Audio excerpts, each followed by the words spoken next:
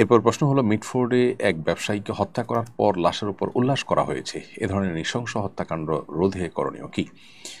দেখুন, এর জন্য সূরা বাকারার 179 নম্বর আয়াতের বাস্তবায়নের কোনো বিকল্প পথ আমাদের সামনে নেই। আল্লাহ বলেছেন, ওয়ালাকুম ফিল কিসাসি হায়াতুন ইয়া উলিল আলবাবি লাআল্লাকুম তাত্তাকুন, হে জ্ঞানীরা, হে বুদ্ধিমানেরা, তোমাদের জন্য কেসাসের মধ্যে জীবন রয়েছে।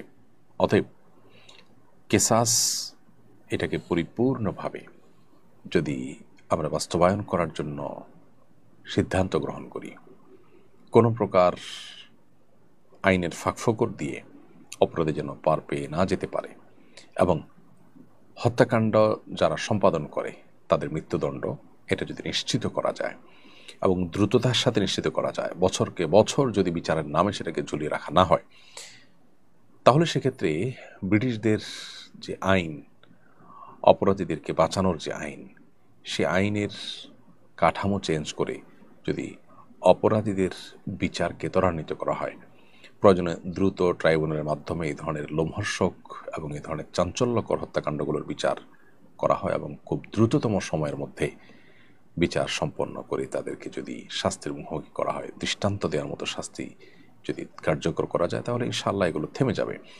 আমরা এরকম বহু ঘটনার কথা জানি, কিন্তু এই ঘটনাগুলোর পর আমাদের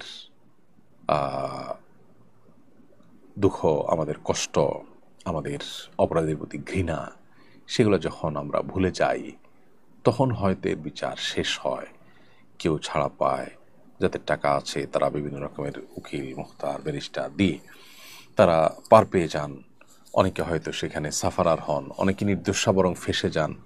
তো আমাদের দেশে এই বিচারহীনতার কালচার এবং বিচার বিলম্ব হওয়ার কালচার, এগুলোর কারণে কিন্তু এই ধরনের অপরাধ কোনোভাবে কমছে না, থামছে না। বিধায় বিচারের দৃষ্টান্ত স্থাপন করা ছাড়া এ ধরনের পরিস্থিতিকে উত্তরণের কোনো পথ আমরা দেখছি না। আল্লাহ আমাদেরকে হেফাজত করুন। খুবই ভয়াবহ একটি চিত্র যেটি পত্রপত্রিকায় উঠে এসেছে, আমরা অনেকে যেটা দেখেছি।